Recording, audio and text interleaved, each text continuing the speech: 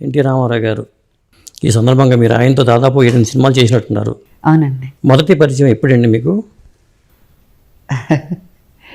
నాకు ముందుగా శకపురుషుడు, శతపురుషుడు, కళారత్న, ఆయనకి ఎన్ని బిరుదులతో పిలిచినా కూడా విష్ణుమూర్తికి సహస్రనామాలు ఎలాగో అలా ఆయన గురించి చెప్పచ్చు. అటువంటి ఒక మహనీయుడి శత జయంతి వేడుకల సందర్భంలో నేను మీ ముందుకు రావడం, మీరు నన్ను ఇంటర్వ్యూ చేయడం నా అదృష్టంగా భావిస్తున్నాను. ఆయన గురించి చెప్పడానికి నాకు అవకాశం వచ్చినందుకు ఇంకా చాలా ఆనందంగా ఉంది. ఇంకా ఆయనతో కలిసి పనిచేశానంటే అది నిజంగా చాలా అదృష్టం అండి. చాలామంది అడుగుతూ ఉంటారు, ఏమండి అప్పటికన్నా ఇప్పుడు బాగుంది కదా, ఫెసిలిటీస్ అన్నీ ఉన్నాయి, మీరు ఒక 20 సంవత్సరాల తర్వాత పుట్టుంటే 30 ఏళ్ళ తర్వాత పుట్టుంటే బాగుండేదని అనుకుంటున్నారా అని. లేదండి, అప్పుడు పుట్టడమే కరెక్ట్. కాబట్టి అటువంటి మహనీయులతో చేసే అదృష్టం కలిగింది నాకు. ఇప్పుడు కూడా ఉన్నారు, కానీ అప్పుడు కూడా తక్కువ కాదు కదండి. టెక్నాలజీ ఏమీ లేని రోజుల్లో అటువంటి గొప్ప గొప్ప చిత్రాలని నిర్మించిన అటువంటి మహానుభావుడి పక్కన చేసి వారి గురించి మాట్లాడడానికి నాకు ఒక 4 ముక్కలు చెప్పుకునే అదృష్టం, అవకాశం కలిగింది. ఈ శత జయంతి వేడుకలు మీకు తెలుసో లేదో, తెనాల్లో సంవత్సరం అంతా జరగాలనని రోజుకొక సినిమా, అక్కడ ఒక థియేటర్ ఉంది, వీనస్ పిక్చర్ ప్యాలెస్ ఏదో ఒకటి, దాన్ని రీమోడల్ చేసి ఇప్పుడు పేరు మార్చారు. నాది తెనాలి ఆడి. తెనాలి ఆడపడుచుని, తెనాలి ఐతానగర్ మా అత్తగారు. అట్లాగా. దేవభక్తిని సుబ్బారావు గారు, మా వారు దేవభక్తిని రమేష్ గారు. అక్కడికి తెనాలి వెళ్ళి ఫస్ట్ ఈ శత జయంతి వేడుకల్ని స్టార్ట్ చేసింది తెనాల్లో. ఆ జ్యోతి ప్రజ్వలనం చేసినప్పుడు బాలయ్య బాబు గారు, లేదు తెనాలి ఆడపడుచు కాబట్టి ఆవిడ ఉంటేనే యాప్ట్, ఆవిడ రావాలి అని మరీ కోరారట. అట్లాగా. అది నా అదృష్టం, ప్రభగారు రావాలి అనని.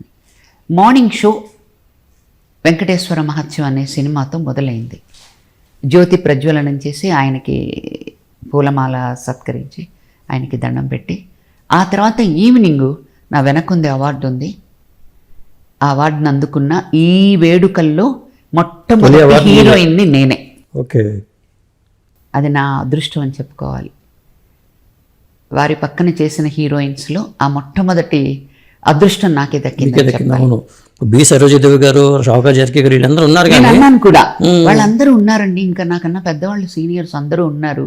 ఫస్ట్ నన్ను చిన్నదాన్ని నన్ను పిలుస్తున్నారేంటి అంటే, కాదండి, వారి స్టూడియో ఓపెనింగ్ హీరోయిన్ కూడా మీరే కాబట్టి మీరు వస్తే కొంచెం బాగుంటుంది, యాప్ట్గా ఉంటుంది.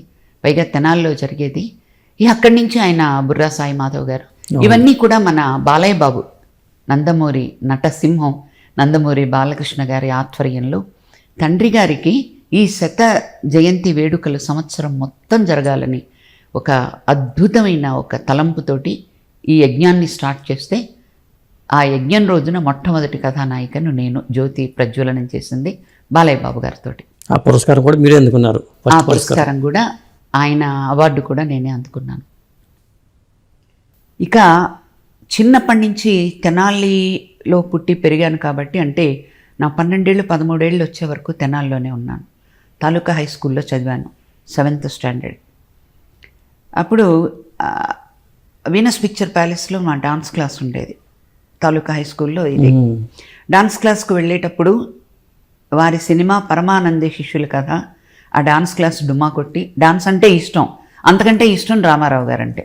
అప్పటి నుంచి అభిమానం ఉంది. అప్పటి నుంచినండి, అంతకంటే ఇష్టం రామారావు గారంటే. ఒక గుండమ్మ కథ కానివ్వండి, అంటే సోషలైజ్ మూవీకి నాగేశ్వరరావు గారంటే ఎంత ఇష్టపడేదాన్నో, ఇక దేవుడన్నా ఈయనే, రాముడన్నా ఈయనే, కృష్ణుడన్నా ఈయనే, రావణాసురుడన్నా ఈయనే, లేకపోతే ఒక రాజకుమారుడు విఠలాచారి గారి మూవీస్ అన్నీ, అసలు రాజకుమారుడు అంటే ఇలాగే ఉంటాడా అని అనిపించేదండి. నా స్కూల్ బుక్స్ మీద ఆయన కృష్ణుడి బొమ్మ, ఒక బుక్ మీద, ఒక హిందీ దాని మీద ఒక రాముడు బొమ్మ కట్ చేసుకునే అట్టలు వేసుకునేదాన్ని. అంటే అది హిందీదా, అది మ్యాథ్సా, అది ఏంటననేది ఆ ఫోటో చూస్తే తెలిసిపోతుంది. ఒకటి రాజకుమారుడు, ఒకటి రాముడు, ఒకటి కృష్ణుడు, ఇలా ఉండేవి. ఇలా ఎన్నని చెప్పమంటారు, ఆయన వరుస పెట్టి సావిత్రి గారు కూడా నాకు ఆరాధ్య దేవత ఆడవాళ్ళల్లో. ఇంకా సావిత్రి గారు రామారావు గారి సినిమా వచ్చిందంటే వదిలేదాన్ని కాదండి. తిట్లు తినేదాన్ని, దెబ్బలు తినేదాన్ని అమ్మ వాళ్ళతోటి, ఎందుకు క్లాసులకు వెళ్ళలేదని. అంటే అది సినిమా పిచ్చి కాదు, వాళ్ళ మీద నాకు ఉన్న ఆ ఒక విపరీతమైన మక్కువ ఆరాధన.